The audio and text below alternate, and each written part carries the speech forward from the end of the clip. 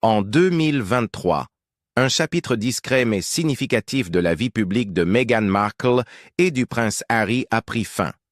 L'annonce a été faite que leur partenariat très médiatisé avec Spotify, le géant suédois du streaming, était arrivé à son terme. Cet événement reflétait une tendance plus large dans la stratégie de Spotify, qui avait vu l'entreprise réévaluer et mettre fin à plusieurs contrats majeurs de podcasts ces dernières années. Pour Markle et Harry, la séparation a été présentée comme amicale. Dans un communiqué conjoint, Spotify et la société de production du couple, Archewell Audio, ont révélé qu'ils s'étaient mutuellement mis d'accord pour se séparer et ont ajouté qu'ils étaient fiers des séries que nous avons réalisées ensemble. Restez avec nous pour plonger dans la vérité derrière l'échec du podcast de Harry et comment cela se connecte à des forces plus vastes à l'œuvre. N'oubliez pas de liker cette vidéo et de vous abonner à notre chaîne pour plus de contenu exclusif. Pour répondre à cette question, des sources ayant connaissance de la situation ont offert des informations intrigantes.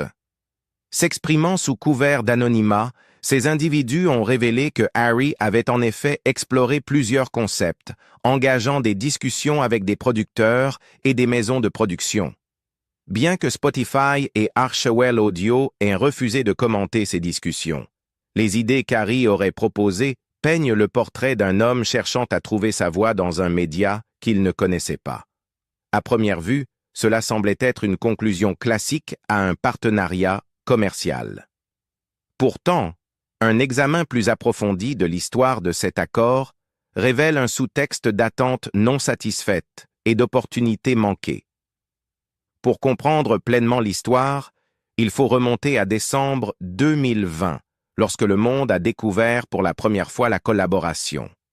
L'annonce, remplie d'optimisme et d'ambition, promettait que Markle et Harry produiraient et animeraient des podcasts, en utilisant notamment le pluriel, visant à inspirer et divertir les audiences mondiales.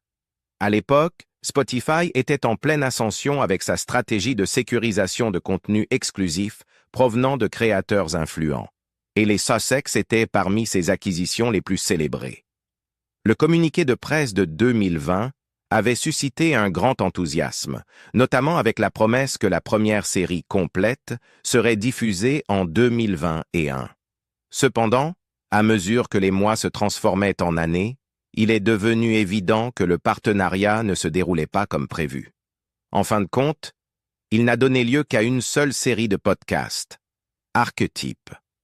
Animée par Meghan Markle, l'émission a été lancée en 2022, ne durant qu'une seule saison. Bien qu'elle ait attiré l'attention et reçu quelques éloges, l'écart entre les promesses initiales et le produit final était difficile à ignorer. Lorsque la nouvelle de la dissolution du partenariat s'est répandue, elle a ravivé les discussions sur l'incursion des Sussex dans le podcasting, les critiques et les commentateurs s'empressant de prendre la parole. Parmi les voix les plus virulentes figurait le podcasteur de Spotify, Bill Simmons, un vétéran de l'industrie connu pour ses opinions tranchées et sans filtre. Lors d'un épisode récent de son émission éponyme, Simmons n'a pas mâché ses mots, qualifiant le couple de charlatan. Il a même évoqué une réunion absurde qu'il avait eue avec Harry concernant des idées de podcast, la qualifiant mystérieusement de l'une de ses meilleures histoires. Bien qu'il se soit abstenu de partager les détails, son ton suggérait une rencontre peu impressionnante. Ce n'était pas la première fois que Simmons exprimait son scepticisme à propos des aventures médiatiques de Harry. Plus tôt en janvier 2023, il avait fait part de son dédain ouvert pour l'idée de partager une plateforme avec le prince. « Que fait-il » a demandé Simmons de manière franche. « Pourquoi devrions-nous vous écouter ? Vous êtes né dans une famille royale et puis vous êtes parti.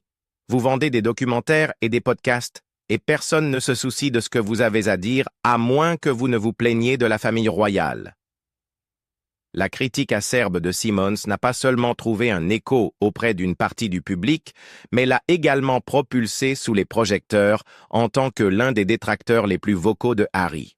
La frénésie médiatique a atteint un point où des paparazzis ont commencé à photographier Simmons dans des lieux banals, comme en train de marcher dans un parking, soulignant l'intérêt que suscitaient ses opinions. Bien que la plupart de l'attention ait été portée sur le podcast de Meghan Markle, Archetype, une question brûlante est restée largement sans réponse. Qu'est-il advenu des rêves podcasting du prince Harry? Au départ, Harry était censé créer et animer son propre contenu aux côtés de Meghan, mais jusqu'à présent, ses idées ne se sont jamais concrétisées. Maintenant, dans une révélation choquante, le pape François a partagé un aperçu inattendu sur l'histoire des aspirations de Harry dans le podcasting.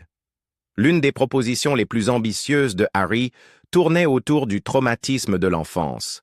La série envisagée aurait présenté des interviews avec des personnalités influentes et souvent polarisantes, comme Vladimir Poutine, Mark Zuckerberg et Donald Trump.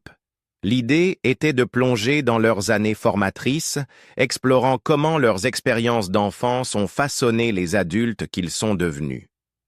Un autre concept se concentrait sur la paternité, visant à examiner les nuances et les défis d'être parent dans le monde moderne. Une troisième idée envisageait de traiter des grands enjeux sociétaux, un épisode à la fois, couvrant des sujets comme le changement climatique et la religion. Pour cela, Harry avait l'ambition d'obtenir des invités aussi prestigieux que le pape François. L'idée était frappante.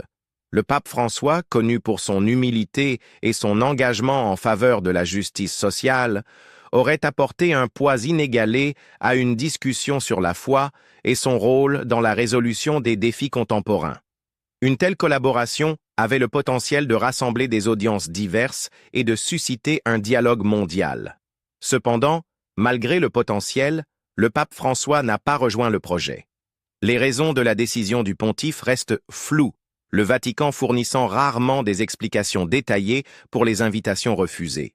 Cependant, plusieurs facteurs ont probablement influencé le résultat. D'une part, coordonner les emplois du temps d'un pape en fonction et d'une figure de premier plan comme le prince Harry n'est pas une mince affaire. De plus, le Vatican soigneusement sélectionne les engagements médiatiques du pape François pour qu'il s'aligne avec sa mission et ses priorités.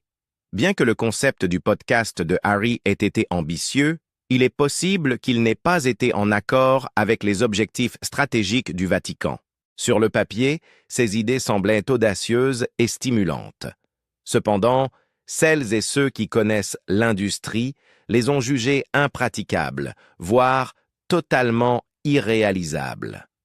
Des personnalités comme Poutine et Zuckerberg sont notoirement discrètes, accordant rarement des interviews même sur des sujets neutres, et encore moins sur quelque chose d'aussi personnel que le traumatisme de l'enfance. Les défis logistiques et conceptuels pour obtenir de tels invités étaient considérables.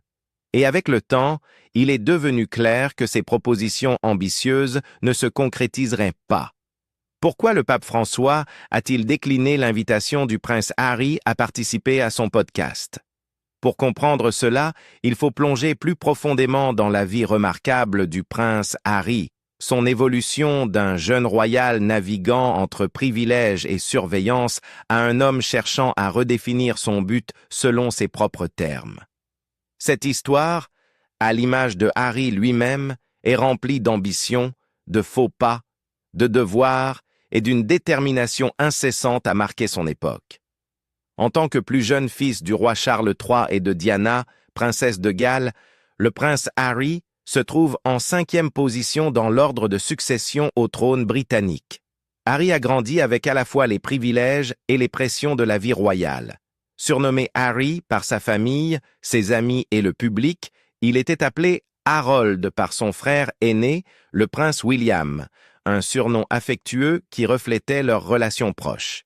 Élevé au palais de Kensington à Londres et à la maison de Highgrove dans le Gloucestershire, les premières années de Harry ont été profondément influencées par la détermination de sa mère à offrir à ses fils des expériences au-delà des contraintes de la tradition royale. Diana les emmenait dans des endroits comme Walt Disney World et McDonald's, mais aussi dans des cliniques pour le sida et des foyers pour sans-abri, croyant qu'il était essentiel pour eux de comprendre les réalités du monde et de développer une empathie qui dépasse leur privilège royal. Dès son jeune âge, Harry accompagnait ses parents lors de leurs engagements officiels, sa première tournée à l'étranger ayant eu lieu en 1985 lorsqu'il a rejoint ses parents lors d'un voyage en Italie. Comme son père et son frère, Harry a été éduqué dans des écoles privées prestigieuses, commençant à l'école maternelle Jane Minors et à l'école préparatoire Wetherby à Londres. Il a ensuite fréquenté l'école Ludgrove dans le Berkshire et a finalement été admis à Eton College après avoir passé les examens d'entrée. La décision d'envoyer Harry à Eton a rompu avec la tradition familiale des Mountbatten-Windsor d'aller à Gordonstoun, mais elle s'alignait avec l'histoire de la famille de Spencer, car à la fois le père et le frère de Diana étaient des anciens élèves d'Eton. Cette décision a également permis à Harry de suivre les traces de William. Pendant son séjour à Eton, la famille royale et la presse ont respecté un accord permettant à Harry et William d'étudier sans intrusion excessive, en échange d'occasions photographiques occasionnelles, un arrangement souvent désigné sous le nom de l'accord de la cocotte minute. En juin 2003, Harry a terminé ses études à Eton avec 2 A-levels. Qualifié d'athlète de premier plan, il était un joueur de polo compétitif et un passionné de rugby. Cependant, son parcours académique n'a pas été sans controverse. Sarah Forsyth, une ancienne enseignante, a affirmé qu'Harry était un étudiant faible et a allégué que le personnel d'Eton avait conspiré pour l'aider à tricher lors des examens. Harry et Eton ont vigoureusement nié ces allégations, bien qu'un tribunal ait ensuite reconnu qu'Harry avait bien reçu de l'aide pour son projet expressif de A-Level, crucial pour obtenir sa place à l'Académie militaire royale de Sandhurst. Malgré la pression, ces défis ont peu diminué la détermination de Harry à tracer son propre chemin. En 2005, Harry a franchi une étape importante qui allait façonner son caractère à jamais. À l'Académie militaire royale de Sandhurst, il a entamé un programme de formation militaire rigoureux, marquant le début d'une carrière de 10 ans dans les forces armées. Pour Harry, ce n'était pas simplement une obligation royale. C'était un engagement personnel envers quelque chose de plus grand que lui. Il a rejoint les Blues and Royals, un régiment de la Household Cavalry, et s'est rapidement retrouvé en première ligne en Afghanistan. Son premier déploiement, en 2007-2008, a été brusquement écourté après que des fuites médiatiques aient révélé sa position, mettant en danger lui-même et son unité. Indemne, il est retourné en Afghanistan en 2012 pour une seconde mission, cette fois en tant que copilote et mitrailleur d'hélicoptères Apache. C'est pendant ce deuxième déploiement qu'Harry s'est véritablement affirmé. La responsabilité du combat, la camaraderie de ses camarades soldats et les réalités dures de la guerre ont forgé un homme qui comprenait le sacrifice de manière que peu de gens hors du milieu militaire pouvaient saisir. Élevant son rang haut de celui de capitaine, Harry a gagné le respect de ses pairs et une réputation de commandant compétent et dévoué. Ces expériences ont profondément influencé sa vision du monde, suscitant une passion pour le soutien aux anciens combattants et la défense de la santé mentale. Cette passion a donné naissance à l'un des legs les plus durables de Harry, les Invictus Games. Lancée en 2014, cette compétition internationale de sports adaptatifs offre aux soldats blessés, malades ou blessés, une plateforme pour démontrer leur résilience et leur force. Pour Harry, les Jeux représentaient bien plus que des sports. Ils étaient un témoignage du pouvoir de la guérison et de l'importance de la communauté. Même des années plus tard, il parle souvent des Invictus Games comme de l'une de ses réalisations les plus fières, un exemple éclatant de sens né de son service militaire. Cependant, la vie de Harry ne s'est jamais confinée au champ de bataille. En tant que membre de la famille royale britannique, sa vie personnelle a été scrutée sans relâche. Dans ses jeunes années, il s'est forgé une réputation de mauvais garçon, avec une série d'incidents très médiatisés qui ont alimenté les tabloïds. En 2005, Il a fait face à des critiques après avoir porté un costume controversé lors d'une fête, un moment qui a mis en évidence ses indiscrétions juvéniles et la pression médiatique intense à laquelle il était soumis. 7 ans plus tard, il s'est retrouvé à nouveau dans les gros titres lorsque des photographies de lui faisant la fête nue à Las Vegas ont fait surface, alimentant davantage le débat public sur son rôle de royal et ses choix personnels. Sur le plan romantique, les relations de Harry ont également fait la une des journaux. Il a eu des romances très médiatisées avec Chelsea Davy et Cressida Bonas, toutes deux ayant eu du mal à supporter les pressions de la vie royale. Mais tout a changé en 2016, lorsque Harry a rencontré Meghan Markle, une actrice américaine, lors d'un rendez-vous arrangé par un ami commun. Leur connexion fut immédiate et profonde. En novembre 2017, Harry a demandé Meghan en mariage lors d'une soirée tranquille au Nottingham Cottage, et le couple s'est marié le 19 mai 2018, lors d'une cérémonie qui a parfaitement mêlé la tradition royale et les sensibilités modernes. Le temps de Prince Harry dans l'armée, en particulier son service en Afghanistan, reste l'un des chapitres les plus marquants de sa vie. Cette période n'a pas seulement façonné son identité personnelle, mais a également jeté les bases de son engagement à vie en faveur de la défense des droits. Servir aux côtés de ses camarades dans une zone de guerre a donné à Harry une perspective unique sur le devoir, le sacrifice et l'impact durable du service militaire. Il a souvent parlé avec un profond respect de ses camarades soldats, mettant en avant leur résilience et les liens forgés par les expériences partagées. Ces années de transformation dans l'armée ont profondément influencé l'approche de Harry envers la vie après son service. Son travail de défense reflète les valeurs qu'il a apprises lors de ses déploiements. L'importance de la santé mentale, la valeur de la camaraderie et une compassion sans faille pour ceux qui ont servi leur pays. Pour Harry, ces expériences n'ont pas seulement été formatrices, elles sont devenues une force motrice derrière ses efforts pour soutenir les anciens combattants et leurs familles, des Invictus Games à ses initiatives philanthropiques plus larges. Cependant, autant sa carrière militaire a façonné son héritage, autant la vie de Harry n'a pas été sans controverse. L'un des incidents les plus infâmes s'est produit en janvier 2005, lorsqu'à seulement 20 ans, Harry a assisté à une fête privée déguisée sur le thème « Coloniaux et natifs ». L'événement, organisé par le cavalier olympique Richard Meade, est devenu le cadre d'une erreur de jugement flagrante. Harry est arrivé vêtu d'un uniforme du corps d'Afrique nazi avec un brassard swastika. Lorsqu'une photographie de Harry dans ce costume est apparue en première page du Sun, cela a déclenché une tempête mondiale d'indignation. Le retour de bâton a été immédiat et généralisé. Les survivants de l'Holocauste, les organisations juives et le public ont exprimé leur choc et leur déception, dénonçant l'insensibilité d'un tel choix.